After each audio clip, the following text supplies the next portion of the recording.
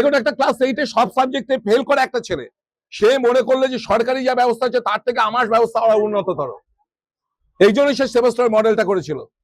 এবং ন্যাচারালি যা হয়, বাচ্চা ছেলে হাতে খেলনা দিলে, পিস্তল দিলে যা হয়, তা সেইটাই হয়েছে।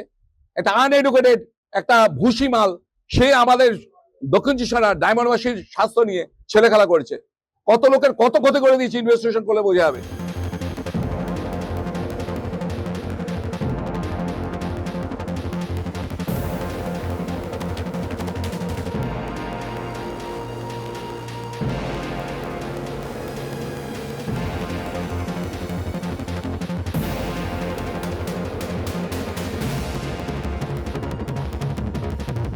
আমি জানি না, আপনাদের অনেক চ্যানেল সেটাকে জাহাঙ্গীরের বলেছে, ওটা জাহাঙ্গীর এরিয়া নয়, ওইটা হচ্ছে সাবির আহমেদের হিজব এরিয়া। সেখানে দেখেছেন যে এই সমস্ত ওষুধগুলো তদন্তকারী সংস্থার হাত থেকে বাঁচানোর জন্য ওরা ডাস্টবিনে ফেলে দিয়েছে। আরে ওই যে এই যে বায়োমেডিক্যাল যে ওয়েস্ট, এগুলো যেখানে সেখানে ফেলা যায় না, যেখানে সেখানে ফেলেছে এরা। কোনো আইন কারণে মানিনি অভিষেক আর ভাইপো আর তার গ্যাং, এদের ছাড়া উচিত নয়।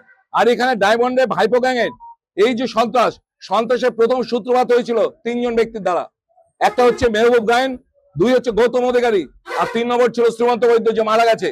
এই মেহবুব গায়েন আর গৌতম অধিকারীকে পুলিশ এখনো ধরেনি, বারবার কমপ্লেন জমা পড়ছে। আমি আজকে সিএম আসবেন, আজকে আমি রিকোয়েস্ট করবো এই মেহবুব গায়েন, গৌতম অধিকারী, এই নবকুমার বেতাল, এরা যেন ছাড় না পায়, এদেরকে ধরতে হবে। সাবিব, কাউকে ছাড়া যাবে না। ভাইপো গ্যাং এর মধ্যে যারা যারা রয়েছিল অপারেশনাল অ্যাসেট, এদের কাউকে ছাড়া যাবে না। সবকিছু সোজা হয় না। একটা বড় গাছকে যদি কাটতে হয় না, তার ডালপালাগুলো কাটতে হয় প্রথমে। আপনি দেখতে পাচ্ছেন তো অভিষেকের অপারেশনাল অ্যাসেট যারা পলিটিক্যাল লেভেলে আছে, এক এক করে অ্যারেস্ট হচ্ছে কিনা। সবাই হবে অ্যারেস্ট, তারপর ওকে ধরা হবে। যখন বড় মাছকে ধরতে হয়, খেলিয়ে খেলিয়ে ধরতে হয়। তো ওকে আমরা এই যে পুরো অক্টোপাসের মতো এই যে কমপ্লেনে জড়াচ্ছ, আরো অনেক জমা পড়বে। ও যা পাপ করেছে, ডায়মন্ডবাসীর সঙ্গে যা পাপ করেছে, ওকে ছাড়লে আমাদের পাপ হবে, ওকে ছাড়া যাবে না। আর ওর যে ডায়মন্ড মডেলের যার ব্রেন চাইল্ড, সে সুমিত রায়, তাকেও ছাড়া যাবে না। যে করে ওকে খুঁজে বার করে ওকে এই তদন্তকারী সংস্থার সম্মুখীন হতে হবে।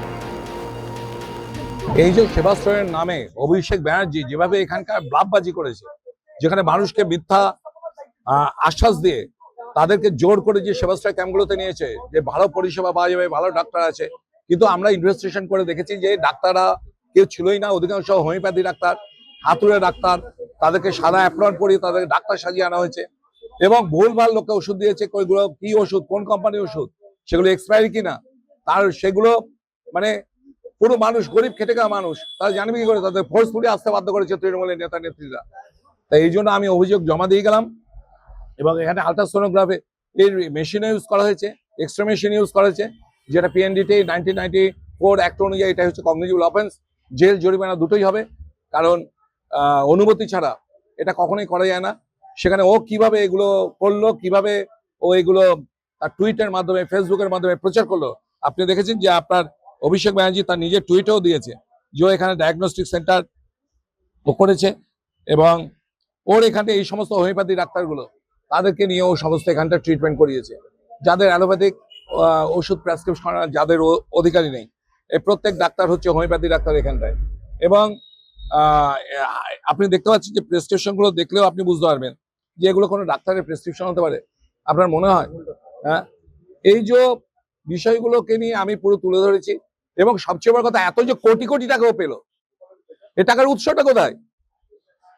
প্রচুর আমার কাছে অভিযোগ আছে যেখানটায় ও বিভিন্নভাবে ও মানুষকে টাকা দেয়নি। এই কালকেই আমার কাছে একটা কমপ্লেন এসছে যেখানে একজন ফ্লেক্স এই বিদ্যানগরে যে সেবাশ্রয় ছিল, সেখানে তার আপনার 11 লক্ষ টাকা তার দেয়নি। তো এরকম কোটি কোটি টাকা লোকের বাকি করে গেছে ডায়মন্ডবাসীর, এই দক্ষিণ চব্বিশ লোকদের। প্যান্ডেলের টাকা দেয়নি, মাইকের টাকা দেয়নি, ফ্লেক্সের টাকা দেয়নি।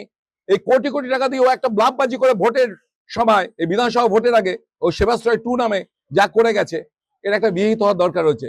এরা মনে করে আমরা যারা দক্ষিণ চব্বিশ লোক আমরা সব বোকা, আর ও এখানকার সন অফ দ্য সয়েল নয়।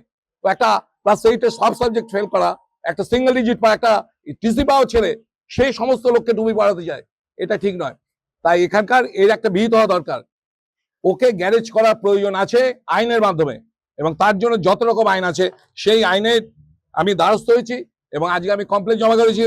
অভিষেক ব্যানার্জি যে পিএ সুমিত রায়, ওর সুমিত রায়ের আবার আত্মসহায়ক অয়ন দাশগুপ্ত, এই প্রত্যেকের সরি অয়ন দস্তিদার, এই প্রত্যেকের নামে আমি এখানে কমপ্লেন করে গেছি। তার সঙ্গে এই সেবাশ্রয় প্রকল্পে যারা জড়িত আছে, যারা অর্গানাইজার থেকে শুরু করে, এবং যে সমস্ত ডাক্তার যারা উইলফুলি এখানে অংশগ্রহণ করেছে, প্রেসক্রিপশন করেছে, কেউ ছাড় পাবে না, কেউ ছাড় পাবে না এদের। আমি এখানটাতে দেখুন কতজন বলবো, তো কয়েক হাজার হবে। মেইন আমি এখানটা তো 5-6 জন রয়েছেই। যেমন এই সেবাশ্রয় প্রকল্পে এখানে বিষ্ণুপুর থানায় এফআইআর করা হলো, যেহেতু আমাদের বিদ্যানগর যে মাঠেতে সেবাশ্রয় হয়েছিল এটা বিষ্ণুপুর জুরিসডিকশনের মধ্যে রয়েছে। এছাড়া বিষ্ণুপুর বিধানসভার মধ্যে রয়েছে, সাতগাছি বিধানসভার মধ্যে রয়েছে, পলতায়, আপনার ডায়মন্ড হারবারে, সমস্ত জায়গায় করেছে। সেই জন্য আমি অভিষেক ব্যানার্জি, তার পিএ আত্মসহায়ক সুমিত রায়, তার সুমিত রায়ের পিএ অয়ন ঘোষ দস্তিদার, জাহাঙ্গীর খান যেহেতু ফলতায় করেছে, সামিম আহমেদ মোল্লা, গৌতম অধিকারী, মেহবুব গায়েন, আপনার নবকুমার বেতাল, দিলীপ মন্ডল, বামান গাজী, এরকম করে আরো যত লোক আছে, all members of the Sebashray organising committee যারা যুক্ত আছে, programme management committee, administrative committee, medical coordination team, all other person responsible for planning, financing, administration, supervision ইত্যাদি, পুরো যা যা রয়েছে, অল ডক্টর, সোনোলজিস্ট। যে একটা জায়গায় সেবাশ্রয়ের ভিতরে যে আপনার আল্ট্রাসাউন্ড করলো, সে সোনোলজিস্ট ডিটেক্ট করা দরকার। সে আইন জানা সত্ত্বেও সেখানে কি করে আল্ট্রাসাউন্ড করলো, কেন মানুষের এত ক্ষতি করলো, এগুলো যারা, এগুলোর বিহিত হওয়ার দরকার নেই। আমরা কি দক্ষিণ চব্বিশ লোকেরা কি সমস্ত কি ওদের হাতে পুতুল নাকি? এখানে পঞ্চায়েত নির্বাচন করতে দেয়নি অভিষেক ব্যানার্জি, আগে এরকম ছিল না। আগে ওখানে তৃণমূলের এমপি ছিল, আগে ওখানটায় সোমেন মিত্র ছিল, আগে এখানটায় সুব্রত বক্সী ছিল, কই সেই সময় তো এরকম অত্যাচার হয়নি, এরকম অরাজকতা হয়নি। অভিষেক ব্যানার্জি একটা অভিশাপ আমাদের ডায়মন্ডবাসী।